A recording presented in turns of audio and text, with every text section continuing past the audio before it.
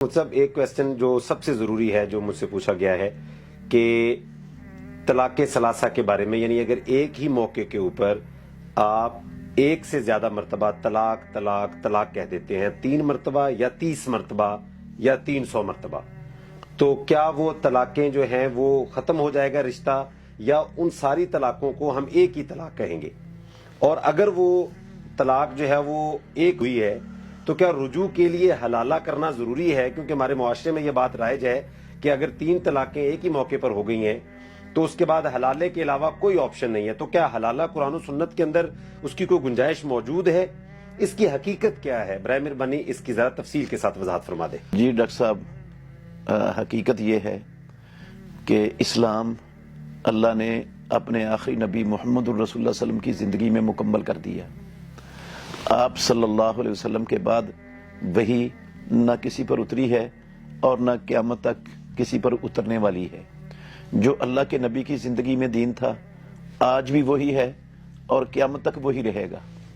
رسول مکرم صلی اللہ علیہ وسلم کی زندگی میں ایک مجلس کی 3 طلاقیں ایک ہی کاؤنٹ ہوتی تھی۔ اس کی دلیل صحیح مسلم شریف کے اندر حدیث ہے۔ عبداللہ بن عباس رضی اللہ عنہما کہتے ہیں کہ کانت طلاق علی عہد رسول اللہ صلی اللہ علیہ وسلم و ابی بکر و سنتین من خلافت عمر طلاق 3 واحدہ۔ رسول اللہ صلی اللہ علیہ وسلم کی زندگی میں، ابو بکر صدیق رضی اللہ عنہ کے دور خلافت میں، اور فاروق اعظم عمر ابن الخطاب رضی اللہ عنہ کی خلافت کے ابتدائی 2 سالوں تک ایک مجلس کی 3 طلاقیں ایک ہی شمار ہوتی تھیں۔ پھر حضرت عمر رضی اللہ عنہ کے دور خلافت میں لوگوں نے جو ہے نا بغیر سوچے سمجھے ایک مجلس میں 3 طلاقیں دینے کا معمول بنا لیا، تو منع کرنے کے باوجود لوگ باز نہیں آتے تھے۔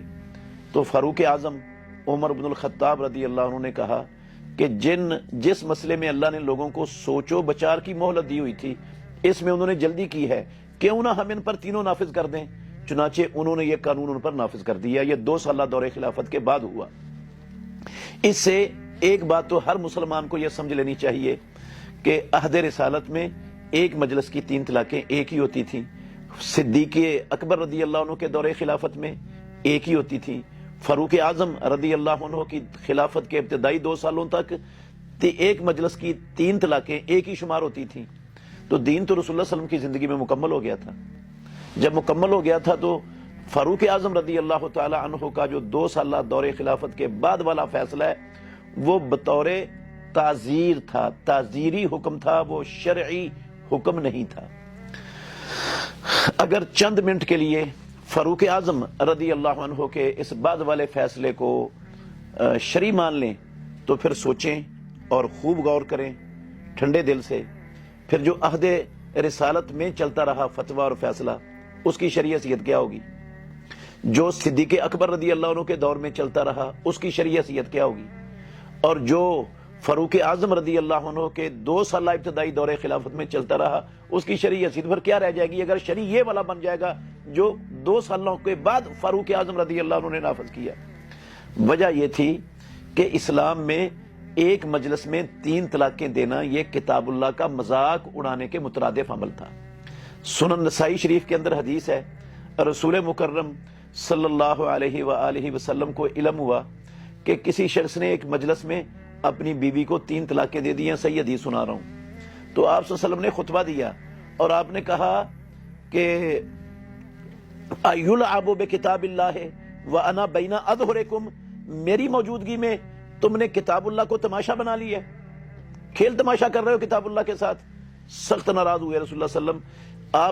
آپ کا انداز اس طرح کا تھا کہ سامعین میں سے ایک بندہ کہنے لگا الا اقتلہ، اللہ کے نبی میں اس بندے کی گردن نہ اڑا دوں جس نے یہ جرم کیا ہے۔ تو اس سے آپ اندازہ لگائیں کہ ایک مجلس میں 3 طلاقیں دینا یہ کتاب اللہ کا مذاق اڑانے کے مترادف عمل ہے۔ تو جب یہ عمل فروغ پا گیا معاشرے میں، بعض روکنے کے باوجود لوگ نہیں رکتے تھے، تو بطور سزا کے، تاکہ لوگ یہ کتاب اللہ کا مذاق اڑانا چھوڑ دیں، بطور سزا کے فاروق اعظم رضی اللہ عنہ نے یہ قانون بنایا تھا۔ وہ شرعی نہیں تھا۔ شریعت وہی ہے جو عہد رسالت میں مکمل ہو گئی اور قیامت تک وہی چلتی رہنی ہے۔